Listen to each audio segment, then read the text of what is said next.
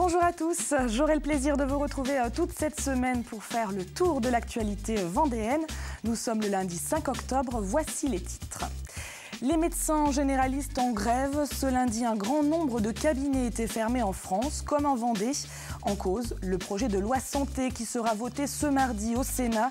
Les généralistes réclament notamment une augmentation du prix de la consultation et ne veulent pas du tiers payant généralisé. Quelles conséquences implique un parc éolien en mer? C'est la question que se posent notamment de nombreux riverains et pêcheurs de l'Île-Dieu et de Noirmoutier. D'ici 2021, 62 éoliennes pourraient voir le jour dans ce secteur. Un débat public sur le sujet a été lancé et les conclusions ont été présentées ce lundi. Elles s'appellent Adeline, Nadège et Florence. Elles sont toutes vendéennes et elles participent au raid L'Arbre Vert Amazon, une expédition sportive réservée uniquement aux femmes qui débute ce mardi à Bali. Au programme, courses d'orientation, randonnée, canoë-kayak, VTT, tir à l'arc et escalade. Nous les avons rencontrés quelques jours avant le départ. Portrait dans ce journal. Mais avant cela, revenons sur l'actualité qui a marqué ce week-end la France et les pluies diluviennes qui se sont abattues dans les Alpes-Maritimes. Le bilan fait état de 19 morts. 2 personnes sont toujours recherchées. Un drame qui n'est pas sans rappeler celui qui a touché notre département il y a de ça 5 ans. Xynthia est encore dans toutes les mémoires. Les images que nous avons pu voir ce week-end ont fait ressurgir les souvenirs cauchemardesques des sinistrés. Pour bien connaître toutes les familles, je suis sûr qu'il y en a qui sont mal, très très mal. Apprenant ça hier soir, ils ont mal dormi cette nuit. Il y a quelqu'un qui m'a envoyé un mail hier soir. Tiens, voilà. Hier soir, j'ai reçu un message membre d'une famille qui m'a dit mais faut qu'on organise une collecte, faut qu'on envoie de l'argent, faut qu'on appelle ces gens-là. Voilà. Hier soir. Et puis, j'en profite pour vous rappeler que le procès en appel de Xynthia commencera le 16 novembre prochain à Poitiers. Il devrait durer 3 à 4 semaines. Il était difficile de trouver un médecin ce lundi. Un généraliste sur 2 en Vendée n'a pas ouvert son cabinet aujourd'hui. Une grève nationale contre le projet de loi santé de Marisol Touraine qui sera voté ce mardi au Sénat. Les généralistes demandent une revalorisation du tarif de la consultation qui est actuellement de 23 €. Ils ne veulent pas non plus de la généralisation du tiers payant qui leur rajouterait des contraintes administratives. Une vingtaine de médecins a manifesté à Nantes ce lundi matin devant la CPAM et parmi eux un Vendéen installé à Saint-Philibert-de-Bouenne. Depuis 28 ans, Samuel Grasset l'a rencontré. Sa blouse blanche restera posée toute la journée sur le dossier de son fauteuil. Aujourd'hui, Philippe Collen est en grève. Il ne recevra pas de patients, aucun rendez-vous sur son agenda. Voilà, c'est la journée qui est rayée. Pour aujourd'hui, pour demain, pour mercredi, nous l'avons également rayé. Nous espérons... Ce médecin de Saint-Philibert-de-Bouenne est installé depuis 28 ans. Il suit plus de 1100 patients et quand sa journée de consultation se termine, Philippe Collen délaisse ses connaissances médicales pour du travail administratif. C'est entre 1 heure et 2 heures chaque jour, en général chaque soir, tard après nos consultations. Certains préfèrent travailler très tôt le matin, entre 6 heures et 8 heures, pour faire de l'administratif. C'est une surcharge qui va aller en s'accroissant avec un certain nombre de mesures. Et parmi ces mesures, il y a la généralisation du tiers payant prévu dans le projet de loi santé, une simplification pour les patients qui n'auront plus rien à débourser en allant voir leur médecin. Du travail administratif en plus, selon Philippe Collen. De quoi décourager, selon lui, les étudiants à se tourner vers la médecine générale.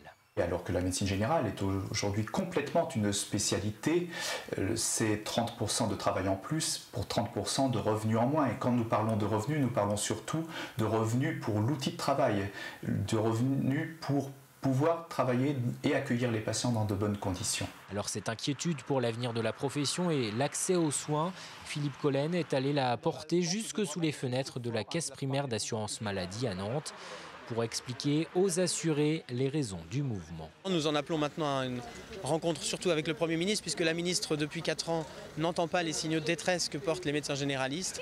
Une délégation a été reçue par le directeur de la caisse primaire d'assurance maladie. Les médecins vendéens en grève aujourd'hui ont eux décidé de reconduire leur mouvement pour ce mardi. Et on reste dans les revendications depuis la rentrée scolaire. Nous vous en parlons. Les écoles publiques vendéennes se mobilisent contre la carte scolaire. Plusieurs manifestations ont eu lieu en septembre, notamment devant l'inspection académique de La Roche-sur-Yon. Eh bien, ce lundi, les syndicats ont été reçus par un membre du cabinet du ministère de l'Éducation. Durant cette réunion, ils ont abordé les problèmes que connaissent les écoles en Vendée, sureffectifs et manque de professeurs. Ils ont pu obtenir quelques éléments de réponse. 2 axes de travail sont désormais envisagés. On a une piste qui pourrait être déjà au moins de voir si les moyens budgétaires attribués au département sont totalement utilisés par rapport au nombre d'enseignants. Et donc après la deuxième approche avec le ministère, ça a été de prendre en compte de façon plus spécifique la situation de la Vendée dans les dotations qui sont à venir et qui devraient être plus importantes, permettant une amélioration qualitative, c'est-à-dire avoir un nombre conséquent d'enseignants pour répondre à l'évolution démographique et baisser les seuils d'ouverture et de fermeture. En bref, 2 morts ce week-end sur les routes vendéennes. Un jeune homme de 26 ans qui faisait du motocross à l'Aiguillon-sur-Vie a fait une sortie de route. Sa moto a percuté une voiture.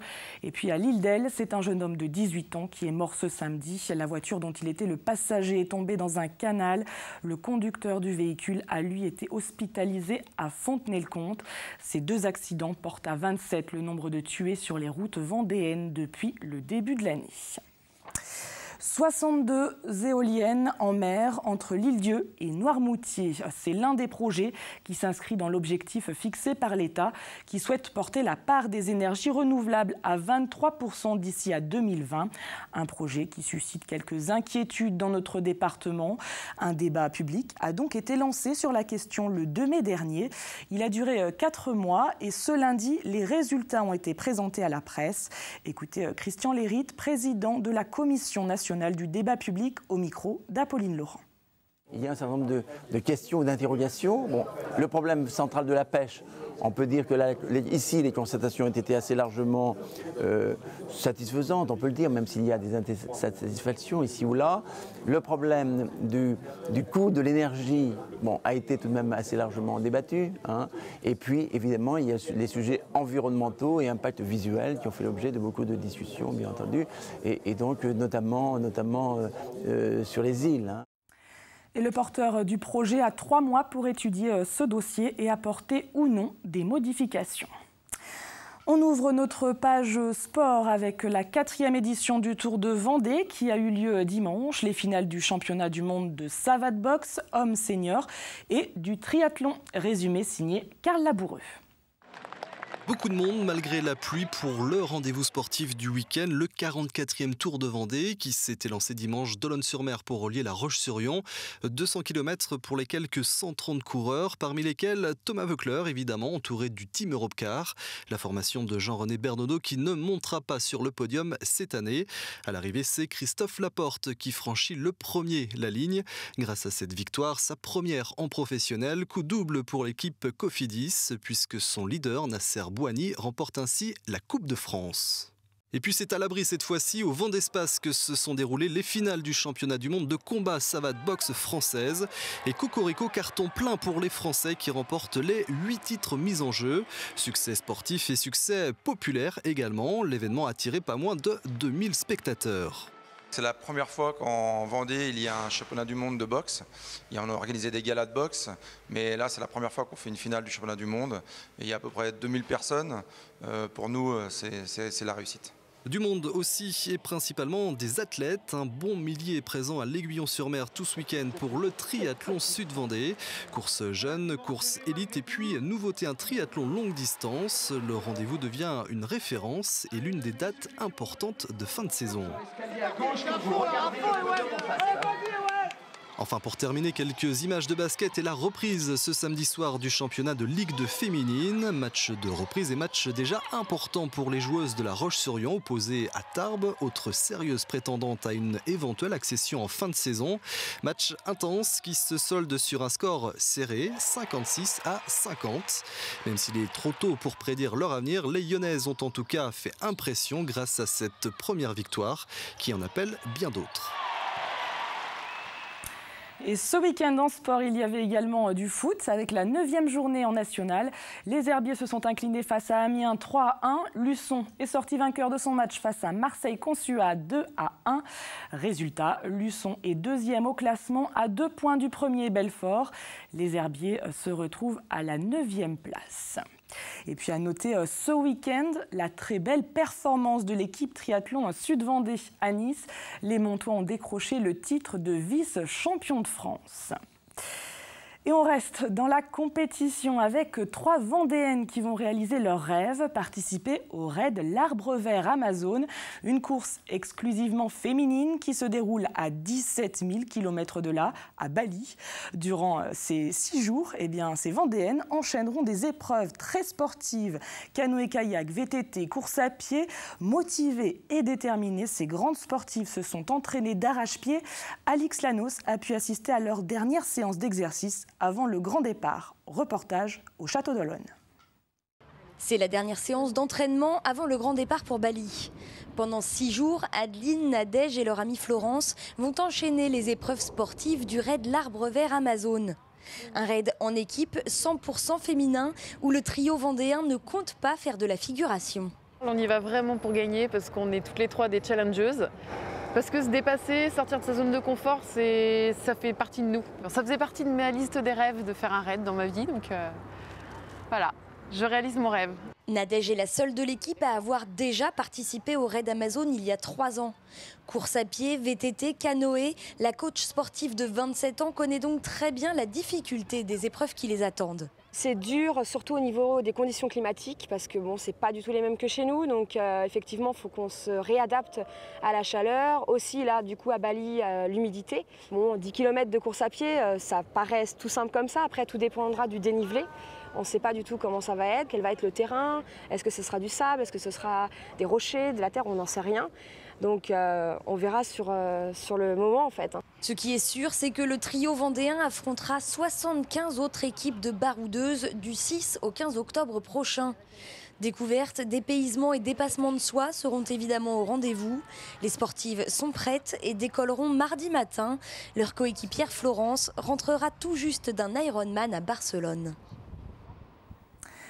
Et comme chaque lundi, on jette un coup d'œil sur les événements à venir cette semaine. Mercredi, c'est la fête de la science. À l'occasion de cette manifestation nationale, un village sera monté au centre Beautour de la Roche-sur-Yon. Au programme, des ateliers ludiques autour de la science et des conférences sur l'eau, les galaxies ou encore les abeilles.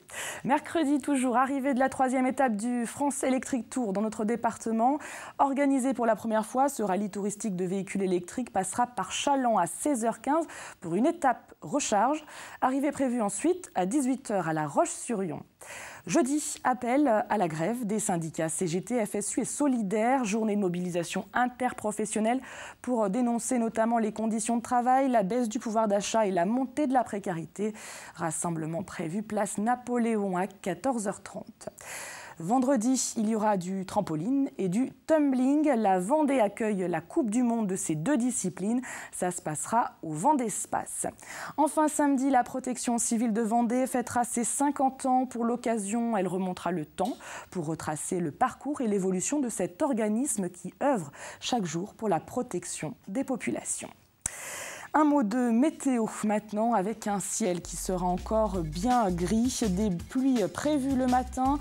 Dans l'après-midi, le soleil tentera de percer entre 2 averses. Quant aux températures, comptez 19 degrés au maximum de la journée. Le détail des prévisions, c'est dans un instant avec Armel Pavageau. Et nous, on se quitte sur les images de la Frappadingue, une course déjantée de 12 km qui s'est déroulée ce week-end à Moutier-les-Mouffets. Sur le parcours, saut d'obstacles, passage d'échelle, traversée d'eau, gelée et piscine debout. 3000 participants s'en sont donnés à cœur joie. Nous aurons bien sûr l'occasion d'y revenir dans une prochaine édition. Et quant à moi, je vous retrouve demain pour un nouveau journal.